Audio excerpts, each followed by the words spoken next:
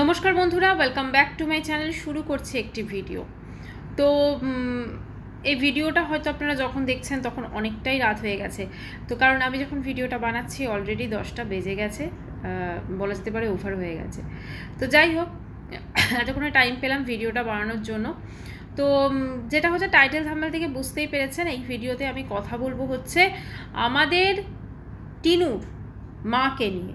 সত্যি এনার মতো মানুষ না অমানুষ কি বলা উচিত আমি জানি না, কিন্তু দেখে ভীষণ অবাক লাগছে যে তিনি খুব সুন্দরভাবে মেয়েকে অধঃপতনের দিকে ঠেলে দিয়েছেন। ঠিক আছে, নর্মালি কি হয়, মারা তো মেয়েদেরকে ভালো দিকে নিয়ে যাওয়ার চেষ্টা করে, ভালো সদ্বুদ্ধি দেয়, ভালো কাজ করতে বলে বা সব কিছু, কিন্তু এ মা দেখছি অন্য রকম। এ মা হচ্ছে আপনার সমস্ত মেয়ের খারাপ দিকগুলোকে না বেশি করে বলা যেতে পারে উৎসাহ দিয়ে গেছেন উনি, এবং নিজের স্বার্থের কথা ভেবে। ওই যে মেয়ে ফোন কিনে দেবে, মেয়ে বেশ মুখরোচক খাবার টাবার খাওয়াবে, মেয়ে বেড়াতে নিয়ে যাবে, তো এইগুলোর জন্য মেয়ের সমস্ত অন্যায় আবদারগুলোকে উনি মেনে নিয়েছেন।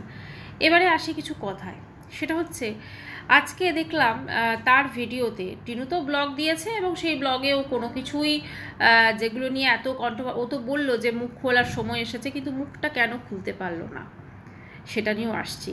আসল যে কারণে মুখটা খোলেনি সেইটা কিন্তু অবশ্যই জানাবো। আচ্ছা, এবারে হচ্ছে এই যে ওর মা বাঁধিয়ে রাখার মতো একটা চরিত্র, মেয়ের ভাড়া বাড়িতে যা যা জিনিসপত্র সেগুলো সব নিয়ে এলো। আচ্ছা, মেয়ে কেন যায়নি ভাড়া বাড়িতে? সমস্ত জিনিসপত্র যখন নিয়ে এলো, তো মেয়ে কেন যায়নি? মেয়ের তো ফ্ল্যাট ছিল, বোঝা গেল না ঠিক ব্যাপারটা। যাই হোক, সেই মেয়ের ভাঙা সংসার বলাতে পারে বা আগুছলো সংসারকে, জিনিসপত্রগুলোকে নিজের বাড়িতে নিয়ে এলো, এবং ম্যাট্রেসটা কিন্তু উনি নিজের খাটে এখন পেতেছে, নিজের পেটে।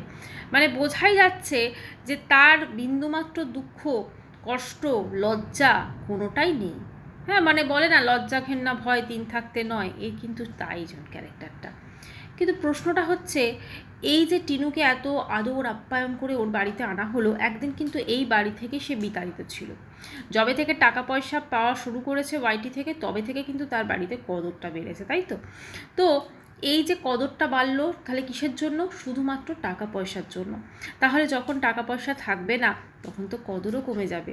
তখন কি বলবো, এমনও হতে পারে যে ওর কাছে হয়তো থাকারই জায়গা থাকবে না, এটাও হতে পারে।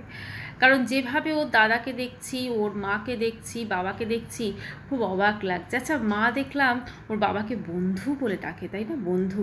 তা মেয়ের জীবনেই বন্ধু বান্ধবের এখন আছে তো প্রেজেন্টে? শুনছিলাম তো জিমের যিনি ট্রেনার তার সাথে নাকি চলছে, এবং জিমের ট্রেনারকে নাকি ডিভোর্স নিতে হয়েছে তার জন্য। জানি না এগুলোর মধ্যে কতটা সত্যতা আছে, কারণ যতক্ষণ না সেটা সে পর্দায় দেখিয়েছে তো কিছু বলা যাবে না, ভিডিওতে। আচ্ছা, মায়ের মুখে মুখে সবসময় হচ্ছে সোনা আর বন্ধু। ঠিক আছে, সোনা বলে সে তার ছেলেকে, বোঝাই যাচ্ছে তিনি তার মেয়ের থেকে ছেলেকে অনেক বেশি ভালোবাসেন, তার কথাবার্তা সমস্ত কিছুতে।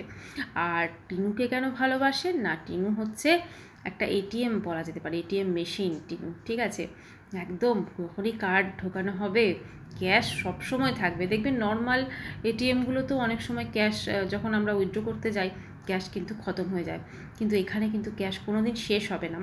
যতদিন ইউটিউব আছে আর কি, ক্যাশ ফ্যাশ কোনো দিন শেষ হবে না, থাকবে।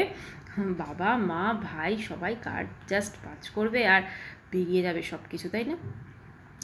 এখন প্রশ্নটা হচ্ছে, এই যে টিনু আমাদেরকে বলল যে আমাদের কাছে অনেক কিছু বলবে, মুখ খুলবে, সময় এসে আসলেই মুখ খুলবে, সময়টা কি এখনও আসেনি?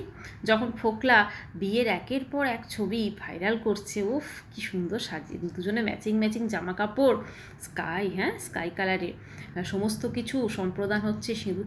আচ্ছা, আমি একটা কথা বলছি, বিয়েটাতে তো মন্ত্র পড়ে হয়, তাই না? এবং মন্ত্র পড়ে বিয়েটা করতে হয়, তাই তো? তো সেই মন্ত্রটা যদিনং হৃদয়ং তব, তো এই যে মন্ত্রটা, এই মন্ত্রটা কি মন থেকে বলেছিল নাকি জাস্ট মুখে আউড়ে গেছিল? কারণ এর আগেও তো একজনের সঙ্গে যদিনং হৃদয়ং তব হয়েছে, যদিও সেটা তখনও ডিভোর্স হয়নি, কিন্তু ফোকলাকে অলরেডি বিয়ে করে নিয়েছে।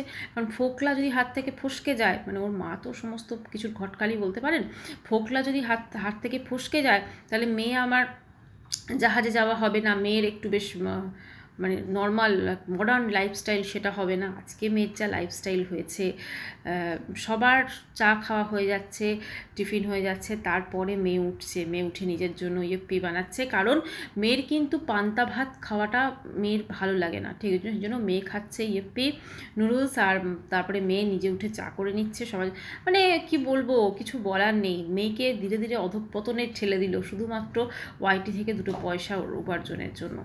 এখন কথা হচ্ছে এই টিনুর ভবিষ্যৎ যে কতটা উজ্জ্বল সেটা আপনিও বুঝতে পারছেন, আমিও বুঝতে পারছি, কিন্তু খুব খারাপ লাগে এটা ভেবে যে ওর মা বাবা সেটা বুঝতে পারছে না।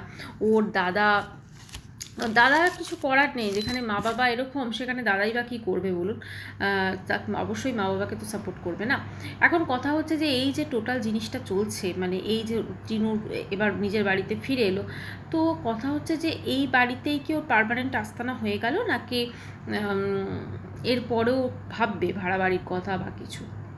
যেহেতু ফোকলার সঙ্গে সম্পর্ক নেই, সেই জন্য মনে হয়েছে যে ফ্ল্যাটটা রেখে কোনো দরকার নেই, বেকার 8,000 টাকা যাবে। মাই বলেছে হয়তো, বাবা তুই এখানে চলে আয়, কারণ ওখানে গেলে তো গ্রসারি শপিং থেকে শুরু করে সমস্ত সংসারের খুঁটিনাটি খরচ, এই একটু ফ্রুটি খেতে ইচ্ছে করলো, একটু আইসক্রিম খেতে ইচ্ছে করলো, একটু চপ খেতে ইচ্ছে করলো, ঘুগনি, এগরোল, চাউমিন, সমস্ত টাকা কিন্তু কে দেবে? টিনু।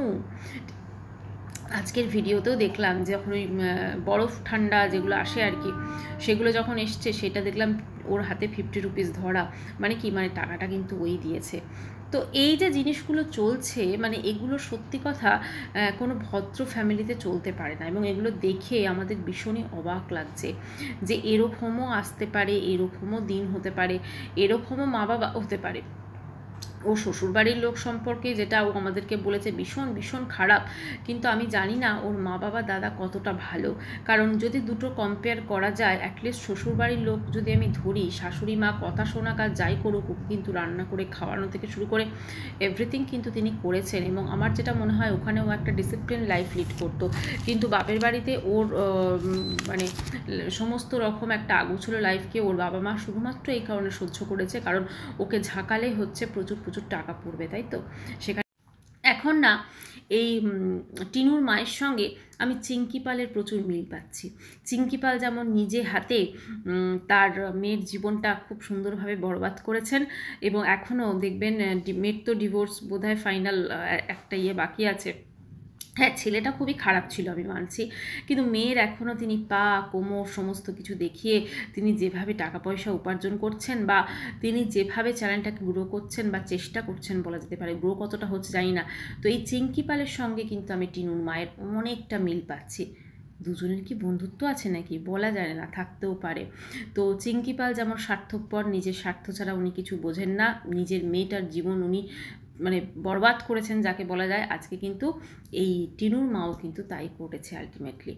তো যাই হোক বন্ধুরা, একটাই বলবো যে মা তো সবসময় ভালো হয়, হ্যাঁ, বলে যে কুসন্তান যদি বা হয় কুমাতা কদাপি নয়, কিন্তু কুমাতা কিনা জানি না, তবে যেই মাতা হোক এরকম মাতাকে নমস্কার ভাই। এরকম মাতা যেন কেউ না পায়। মানে এরকম মা থাকার থেকে ওনার কমেন্টস বক্সটা যদি একটু দেখেন, একজন কমেন্টস করেছে দেখলাম, মানে ওই মানে মেয়ের মার আর কি কমেন্টস করেছে, আপনার মতো মা থাকার থেকে না থাকা ভালো। সত্যি টিনা যদি অনাথ হতো আজকে, তাহলে বোধহয় ওর মধ্যে কিছুটা মানে কোনটা ঠিক করছি কোনটা ভুল করছি সে বোধহয় বুঝতে পারতো। তো যাই হোক বন্ধুরা, এখন বাবা মা যদি এরকম হয়, মেয়ে তো এরকম হবেই, এখন কিছু করার নেই। ও যদি ঠিক পথে চলতেও চায়, এই বাবা মা ওর দিকভ্রষ্ট করে দেবে, এটাই। ভিডিওটি আজকে এখানেই শেষ করলাম, কালকে আসবো আবার একটা নতুন ভিডিও নিয়ে। আর যত রাত্রি হোক আমি ভিডিওটা পোস্ট করছি। বাই, সবাই খুব ভালো থাকবেন, গুড নাইট।